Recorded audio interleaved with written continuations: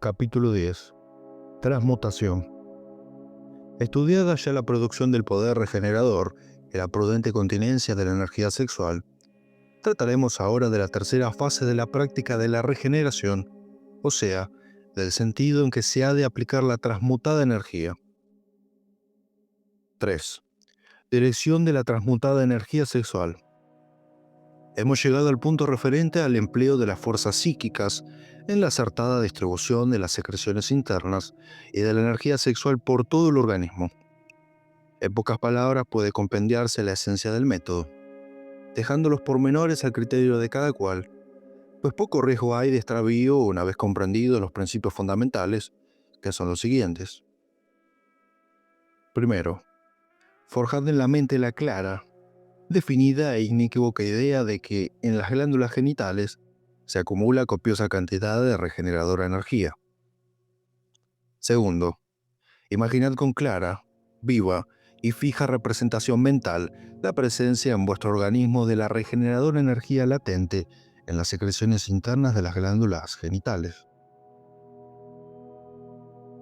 Tercero, mantened la firmísima convicción de que la energía glandular es capaz de regenerar, fortalecer, vigorizar y rejuvenecer cuerpo y mente en todo y por todo, o en la parte a que la dirijáis. Cuarto, habéis de creeros capaces de dirigir la energía glandular hacia el órgano del cuerpo o facultad de la mente que deseéis, con tanta eficacia como es posible dirigir una corriente eléctrica a determinado punto de aplicación. Quinto, despertad el insistente deseo de que la energía glandular siga el camino que le trazáis, hasta alcanzar el punto señalado. Este insistente deseo es indispensable para el ejercicio de la voluntad. Sexto, determinaos, persistentemente, con toda la fuerza de vuestra voluntad, a que la energía glandular fluya sin obstáculo por el camino que le ha trazado la mente. Y séptimo, es preciso ver en la imaginación cómo fluyen de las glándulas las secreciones internas, y se derraman en la sangre, y siguen el camino trazado para llegar al punto de su aplicación. Después de practicar durante algún tiempo el método de regeneración de conformidad con los precedentes principios, la subconsciencia convertirá en instintiva y automática la visualización y actualización del proceso, como sucede en las reflejas funciones fisiológicas.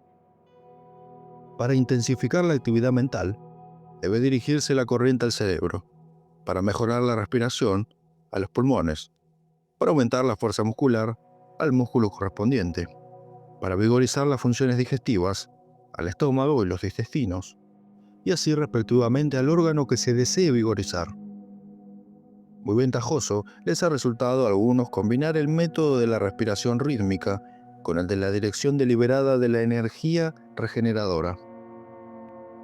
Dicho método es sencillo, pues consiste en respirar lenta y profundamente en un tiempo determinado, haciendo tantas o cuantas respiraciones por minuto. A cada inspiración se ha de visualizar el ascenso de la energía regeneradora al plexo solar, y a cada expiración se ha de visualizar el flujo de energía hacia el órgano del cuerpo, previamente señalado por la imaginación, o hacia el organismo en sistemático conjunto. Es dicho método sumamente eficaz cuando el individuo está fatigado, abatido, melancólico, tedioso, deprimido o hipocondríaco. En efecto, parece como si infundiera nueva vida, pues estimula la circulación, vigoriza el cerebro, templa los nervios, da elasticidad a los músculos, vitaliza el organismo todo, restaura los bríos y ánimos de la juventud. Verdaderamente los antiguos acertaron al simbolizar este método en el elixir de vida y en la fuente de perpetua juventud, pues produce los mismos y aún mejores resultados que el método quirúrgico del injerto glandular. Los célibes de uno y otro sexo pueden valerse satisfactoriamente del método que estamos considerando cuando se vean presa de alguna excitación erótica o apetito sexual que arriesgue a atribularlo físicamente. En estos casos, la práctica del método no solo apaciguará el arrebato, sino que transmutará la energía sexual en regeneradora de cuerpo y mente.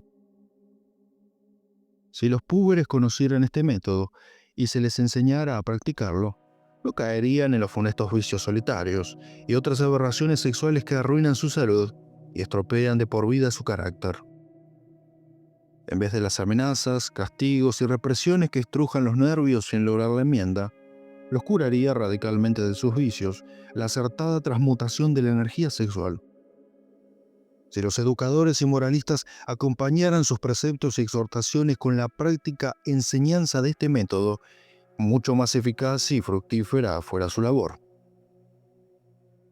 Un dilatado campo tienen abierto los fomentadores de las ligas de moralidad pública y demás instituciones encaminadas a la reforma y saneamiento de las costumbres, pues mucha más virtualidad y eficacia hay en la positiva armónica acción que en la negativa y pasiva abstención.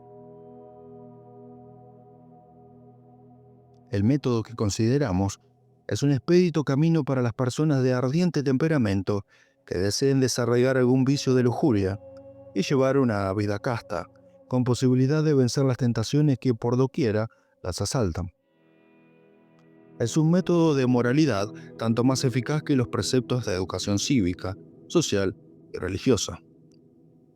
Para lograr estos saludables fines, conviene y aún es necesario que a la obra de la imaginación acompañe la práctica y ejercicio de la hermosa virtud de la castidad, sobre la cual no estarán de más algunas consideraciones para fijar su verdadero concepto, inferido del análisis de los que, en tiempos antiguos y modernos, tuvieron los más insignes instructores religiosos y filósofos moralistas. Gautama el Buda les aconsejaba a los monjes de la orden conventual por él establecida diciéndoles: la vida de castidad no ha de tener por objeto el mostrarse engañosamente superiores a los demás hombres, ni tampoco el de cobrar fama de santos, sino que su verdadero fin es utilizar las facultades de percepción para obtener el perfecto conocimiento. En estos consejos se echa de ver la relación hoy por todos reconocidas entre el ahorro y la energía sexual, proporcionada por las secreciones internas de las glándulas intersticiales y su transmutación en energía mental, que al henchir el cerebro, órgano físico de la mente, vigoriza las facultades intelectuales y más particularmente la percepción de que deriva el conocimiento perfecto del mundo exterior, cuya consecuencia práctica es la rectitud de conducta y el enaltecimiento de la conciencia. Según Herodoto, llamado con justicia el padre de la historia, de cuyas obras han ido extrayendo los posteriores historiadores sus relatos, la religión de los egipcios exigía que los hombres que hubiesen tenido comercio sexual se purificaran en el baño sagrado antes de entrar en los templos. Mahoma tuvo en mucha estima la castidad, pues según se infiere de varios versículos del Corán, la mujer ha de velarse el rostro en presencia de extraños, y el hombre debe ser modesto en sus miradas y evitar cuanto amenace nutrir sus pasionales deseos. Las vestales de la antigua Roma y las vírgenes del sol del antiquísimo Perú no diferían absolutamente en nada respecto a la castidad de las actuales monjas de la Iglesia romana. La historia de los pueblos antiguos, con imparcial juicio crítico investigada, nos demuestra evidentemente que toda época y en todos los países fue la castidad preciadísima virtud. Y aunque las masas populares tenían costumbres licenciosas y no era muy edificante que digamos su moralidad, cabe decir que las condiciones de aquellas gentes eran en este punto concreto las mismas en que hoy día se hallan los pueblos modernos, y más particularmente los occidentales, donde a pesar del gran predicamento de que la castidad goza entre los moralistas y su innegable práctica en el mundo escolástico, es virtud tan ajena a las costumbres profanas como lo fue en la antigüedad. No cabe duda de que el rigor de muerte con que los pueblos antiguos castigaban el adulterio y los regios honores que tributaban a la voluntaria virginidad se basaban en el conocimiento que los hierofantes tenían, aunque no lo comunicaban, de la transmutación de la energía sexual en energía mental. Hay vehementísimos indicios para creer que los iniciados en los misterios mayores de las antiguas religiones, antes de que decayeran del prístino objeto de su institución, sabían todo cuanto ahora les parece haber descubierto los biólogos modernos. Pero como las gentes no estaban en disposición mental y moral, para recibir con fruto tan arriesgados conocimientos, se contraían a aconsejar, prescribir y enaltecer la castidad a fin de que en sus observantes produjese los efectos psicofísicos que hoy reconocen pensadores de la talla de Meyer, Brochet, Fermat y Hoffman, aparte de los ya citados en los capítulos precedentes, quienes están unánimes en afirmar que la sustancia elaborada por las glándulas sexuales, desde el inicio de la pubertad, se reabsorbe en la sangre de las personas castas, dando agudeza y lucidez a la mente y vigor y agilidad al cuerpo. Por el contrario, la lujuria, vicio opuesto a la virtud de la castidad, es el más grave impedimento de la regeneración o rejuvenecimiento vital, porque como quiera que desperdicia, malgasta o consume, según los casos, la energía sexual, no puede transmutarse en energía psicofísica. Lejos de ello, produce efectos antitéticos, porque irrita gravemente el sistema nervioso, desgasta la sustancia gris del cerebro, debilita la mente, perturba la circulación de la sangre, ocasiona trastornos cardíacos y engendra la propensión a la melancolía y al histerismo, estrujando lastimosamente la voluntad hasta degenerar en abulia. También la acción ha de acudir en auxilio de la imaginación para desbaratar el obstáculo que a la transmutación de la energía sexual en mental y física por efecto de la castidad opone la lujuria. Dice Platón: el alma encarnada en el cuerpo va como en un carro tirado por dos caballos, uno blanco, de graciosas formas, dócil y esbelto, que simboliza las nobles emociones de nuestra naturaleza superior; el otro, negro, de abultada cabeza, siempre colérico, con la boca espumarajosa y los ojos inyectados en sangre, rebelde al látigo y a la espuela, que simboliza las emociones siniestramente pasionales. La razón empuña las riendas y se sirve hábilmente de la docilidad del corcel blanco para contrarrestar la impetuosa violencia del caballo negro, hasta que, soberana dueña del tronco, adelanta con paso firme y seguro a través de las borrascas de la vida para entrar por las puertas de la inmortalidad.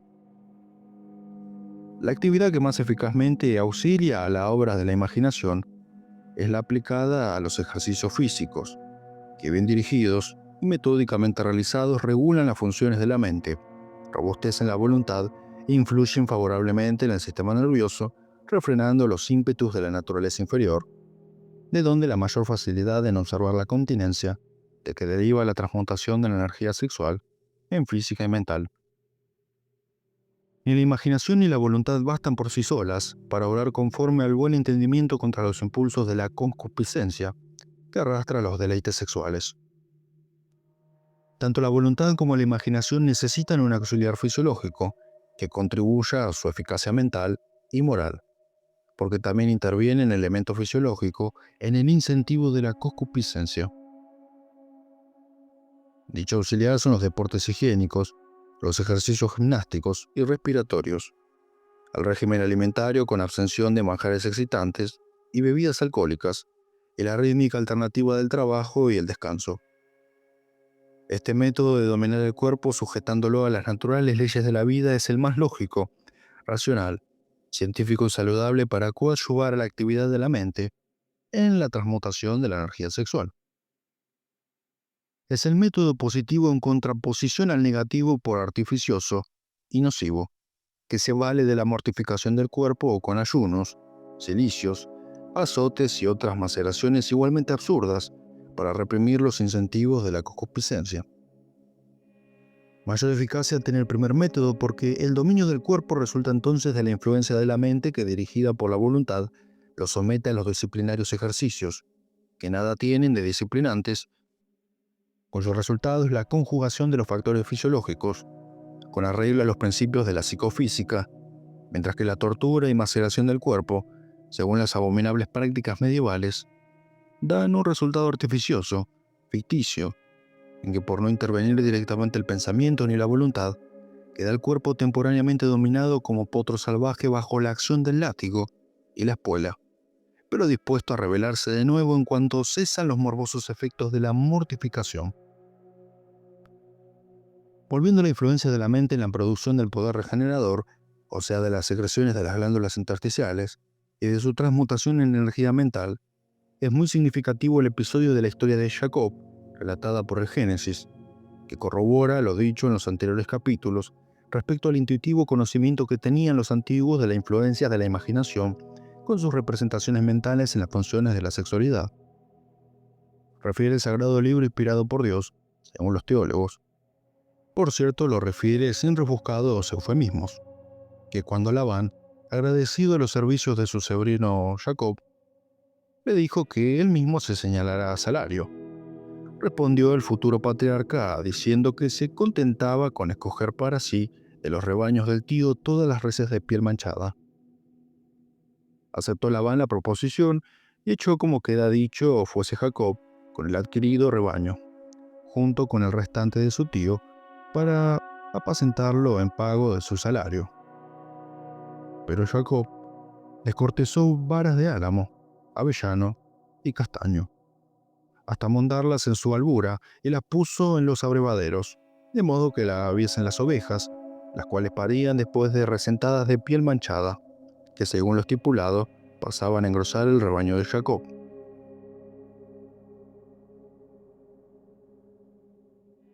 El artificio empleado por el nieto de Abraham denota que ya en aquellos remotos tiempos se conocían, siquiera intuitivamente, la influencia que aún en animales de tan débiles características psíquicas, como los rumiantes, ejerce la vista de objetos cuya figura sale impresa en el fruto de la procreación. Todos cuantos estén interesados en el mejoramiento moral de la humanidad han de estudiar atentamente los principios de la regeneración. La transmutación de la energía sexual tiene especiales ventajas para los individuos que se dedican a tareas intelectuales, pues como la energía regeneradora es esencialmente creadora, actúa con singular intensidad. Cuando el cerebro o las manos están ocupados en una labor de invención, composición, construcción y demás de índole creadora.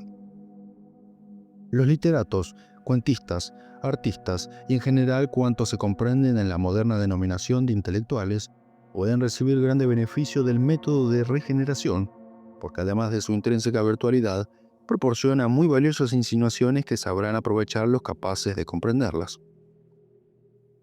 Aparte del mejoramiento físico y mental que logran quienes practican el método de regeneración, obtienen la sutilísima cualidad llamada magnetismo personal, que no es posible describir adecuadamente con palabras, aunque dará idea de ella lo que vulgarmente se conoce como simpatía, atractivo o hechizo personal. Los de muy ardoso temperamento sexual suelen tener mucho magnetismo que manifiestan en noble o en vil modalidad según la índole o grado de evolución de su carácter, por lo que algunos psicólogos lo han relacionado con la sexualidad, cuyo incremento aconsejan para fomentar el magnético poder. Sin embargo, este consejo es muy peligroso porque se funda en la verdad a medias, que siempre resulta grave mentira. No es necesario estimular la sexualidad para adquirir el eficaz e influyente magnetismo personal. Por el contrario, esta cualidad será obligada a consecuencia del conocimiento de los principios y práctica de los métodos de regeneración. Quien logra transmutar la energía sexual en regeneradora y difundirla por todos los centros físicos, emocionales y mentales del organismo, irradiará magnetismo personal de índole pura y armónica, incomparablemente superior al bosto y grosero magnetismo resultante de la sexualidad. Quienes practican el método de la regeneración y se ajustan a sus principios poseen un poderoso atractivo que subyuga a las personas del otro sexo, que a veces se convierte en irresistible tentación. Este fenómeno psicológico se explica por la ley de la polaridad que rige todas las actividades naturales. Sobre el particular dice el doctor Irma E. Butler, uno de los campeones de la regeneración. Quienes sigan estos métodos gozarán de excelente salud y adquirirán aquel atractivo magnetismo personal que es uno de los principales factores del éxito en los negocios y en la vida, el esencial requisito de triunfo en los oradores, actores, abogados, maestros, médicos y comerciantes. Algunos de los que siguen este método han logrado mucho atractivo respecto del otro sexo, pero aquí está precisamente el peligro de la seducción. Ya sabemos que es imposible expresar con palabras lo que se logra con este método de vida, pero bastará enumerar unos cuantos resultados para percatarse de su importancia. Infunde júbilo en el ánimo y bienestar en el cuerpo. Esclarece el entendimiento capacitándolo para comprender los más abstrusos problemas. Fortalece el carácter y da rectitud a los propósitos. Estimula el amor a la pureza, bondad, honradez, justicia y moralidad, y acrecienta la eficacia del cuerpo y mente. Nadie es capaz de señalar los límites a la posibilidad de perfeccionamiento por virtud de este método. Hemos visto que muchos vigorizaron extraordinariamente sus facultades intelectuales, y no pocos jóvenes de uno y otro sexo, que estaban con el ánimo decaído, macilento el rostro, vidriosa la mirada y estropeada la salud, se reanimaron briosamente al cabo de 3 semanas de practicar este método. Además de los beneficios físicos y mentales que allega el conocimiento de los principios y la práctica de los métodos de regeneración, también se obtienen beneficios espirituales. El conocimiento de la verdadera índole y carácter de la sexualidad es vivísima luz que disipa las tinieblas que envolvían el alma y la esclavizaban al gemelo horror del abuso y de la aversión. Cuando se percibe la pureza, licitud y armonía de la normalidad sexual, cesa su abuso y ya no se la mira con vergonzoso temor. El conocimiento y práctica de los principios de regeneración abre nuevos horizontes de espiritualidad tal como desplegaron nuevas normas de vida física y mental. Cuando nos convencemos de que la sexualidad no es un maligno demonio tentador, ni un monstruo de maldad, sino un límpido, puro y justo principio natural, entonces se ilumina el mundo con nueva luz y se disipan las tinieblas.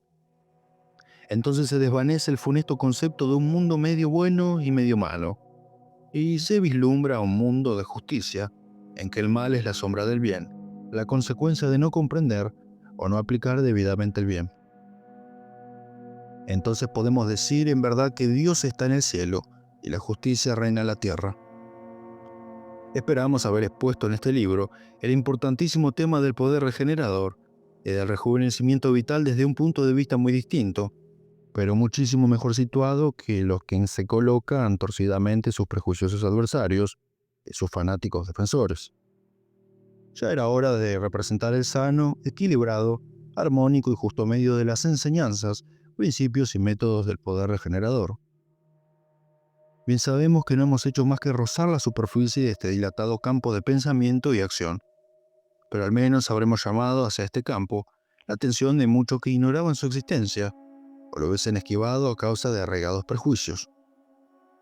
Realmente recordemos que el postulado de la regeneración se comprendía en el principio de que lo que nos da el ser nos mantiene en el ser, lo que nos crea nos vuelve a crear, lo que nos genera nos regenera, y lo que nos infunde vida mantiene nuestra vida, con tal que acertemos a actualizar su poder. En la aplicación de los principios y en la práctica de los métodos a que nos hemos referido en estas instrucciones, servirá de poderoso auxiliar el cuidadoso estudio y fiel observancia de la fórmula magistral del éxito, tan repetida en los volúmenes siguientes. Primero, ideales definidos. Segundo, insistente deseo. Tercero, confiada expectación. Cuarto, persistente determinación. Y quinto, equilibrada compensación. En términos corrientes, significa esta fórmula que quien quiera podrá lograr lo que desea si sabe exactamente cuál es su deseo, si este deseo es sobradamente vehemente, y confía en lograrlo. Y al lograrlo se determina persistentemente, dispuesto a pagar de buen grado lo que el logro cueste.